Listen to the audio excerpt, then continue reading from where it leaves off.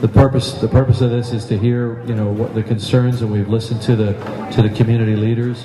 Yeah, I think what we should do is I'm just going to stop talking right now. If you guys want to ask some questions or make some comments or speak out at this time, I think we should maybe set aside a few minutes to do that. Hello, my name is Kim Marcel, and I'm a long resident of Fort Chipewyan. My experience with the tar sands goes back longer than I have been a resident of this beautiful community. Many of my family members were once employed by the Great Canadian Oil Sands, GCOS, now known as Suncor. One of my most vivid memories as a child was before I moved to Chip. One of my uncles was working out at the plants, hauling sulfur from GCOS.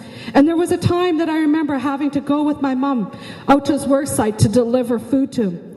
I remember when we arrived that it was so pretty. I couldn't understand why.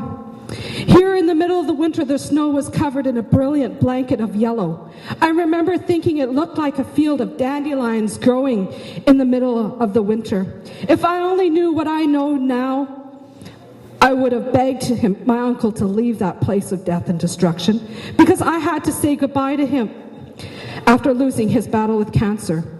In later years, I once again witnessed the ugly sides of GCOS. In 1979, there was a very large oil spill. But this was not the time I witnessed this desecration of life. This incident happened a year later, the year I moved to Fort Chipewyan. After the spill, walking along the beach, seeing a dead pelican coated with oil. This pelican was not decomposed. It was recent. This is a year later. In 2007, there was an oil spill at Wobbleman Lake. There was all kinds of public notices up everywhere about the dangers of going in that water, swimming in there, fishing.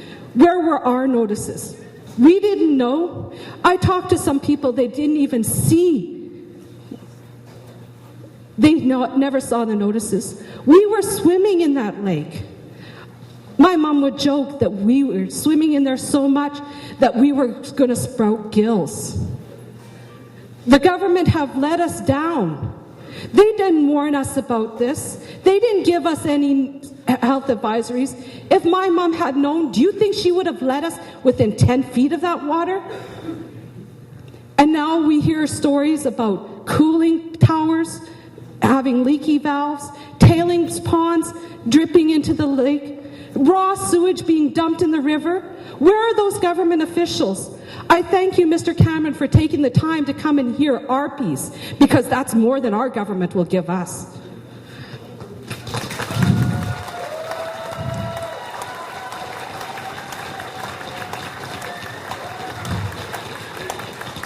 Last night I sat and listened to Peter Mansbridge and his article, and I asked my husband, did you see that oil in 78? He said, yes.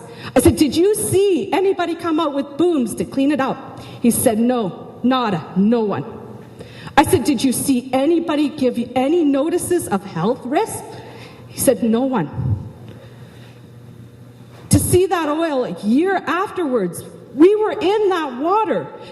I can count how many people. Some of them aren't here today. I lost a best friend. A child has to grow up without his mother. I have a picture of her, the last birthday she spent with her son. And she had no hair because she was undergoing chemo. Within 2 weeks, she was gone. That's not something that we need to experience. What do we have to look forward to? Do my children have to watch me die of cancer, deteriorate from a deteriorating disease? It's hard living here, but it's the beautifulest place in the world. And it's the one place where I want to raise my kids. During the water conference, Dr. Connor stood up on that stage at Doghead and said, don't let your kids swim in the water. How is that supposed to make us feel as parents to have to take away from our child the right to grow up happy and free? I couldn't do that. So what I did is I told my children why they couldn't swim there. And I said, you make the choice. Thankfully, they made the right choice. They're not swimming in that water. We don't eat the fish. We do eat the moose meat because we need to supplement our food. We cannot afford to eat otherwise. It is hard. I see so many people here that I know have had cancer and fought it. I see people that are fighting it now. And I see many people in this audience that has lost family members. And it's not just their family, it's all our family. Every one of us in this room is part of that family. And it hits one, it hits the entire community. They mourn, they grieve. So I thank you for coming here and doing something that our provincial government hasn't got the nerve to do. And I plead to the world to hear our cries and hear our pleas of help us. Many people say that the oil sands we're fighting the entire oil sands. No, it's the tailings ponds. It's that garbage that they want us to drink and eat. Thank you.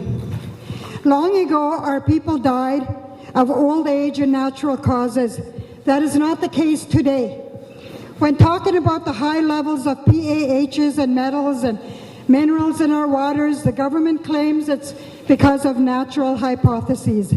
It is not normal to see oil and guck in our water floating down the river into our Lake Athabasca. It is not normal to see our oil in our feathered friends and to see abnormalities on the fish and animals, or to see our sickened trees. No, it is not normal to see our own people with high rates of cancer or other diseases. We are a small community, and when one person is affected, we all feel the powerlessness. In Fort Chipewyan, we care for each other. Industry is proud of their reclamation of the forest around their sites. They should be. But I would like to warn them not to start building houses on their reclaimed land, because we know that underneath that soil remains their toxic tailings pond. We live our lives and we enjoy the beauty in and around Fort Chipewyan. This is our home, and we try not to think about what's happening south of us. No one has the right to compromise our health and our livelihood, and no one has the right to compromise the health and the livelihood of our future generations. Hi, thank you. I've been teaching my children about their culture. My daughter's one of the dancers. My son, I take him hunting. I take him in the bush every weekend, teach him how to live off the land so that he can provide for his family when he's older. But how can he provide with stuff that's killing him? My concern is all these kids around here. That's our next generation. I lost a best friend at 27 years old from a rare cancer. 1 in every 10,000 was supposed to get. 27 years old 2 years ago, I buried one of my best friends. It hurts to come up here and talk about this again today. I'm sorry, but thank you.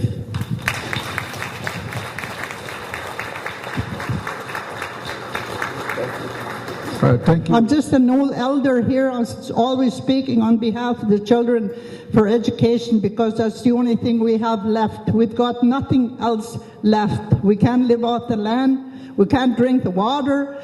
Even breathing the air, it makes me sick just thinking of it. The town that I grew up in was exactly this size. I think this is 1,200 people, maybe not all here today, but 1,200 people in the community, and mine was 1,300 at that time. So I understand you all know each other. When something happens here to someone, you all feel connected to it. We don't have that in the big cities. But for the same reason, that's why when something strange starts to happen, in terms of these health problems, you're going to feel it right away. And that's why this community is you're noticing that you're being affected by toxins, contaminants in the water that are at a level that might have escaped science up until now. But when something's wrong, And fortunately, you had Dr. O'Connor to help, create the files and to create the data. So now we know that this is an unusual cluster and that there is something wrong here. And it's time to sound the alarm bell and get some accountability and get some changes made. Honored, I'm very grateful to be here, and I came here to offer my support and whatever I can do to help you, to help this community in this fight. And we had a talk in a closed door session about what we could do in terms of a strategy and in terms of what the next steps would be. And I think we have a path going forward. And I think there's legal action, but there's also just the fact of getting the media to pay attention. And I think we've been successful in doing that.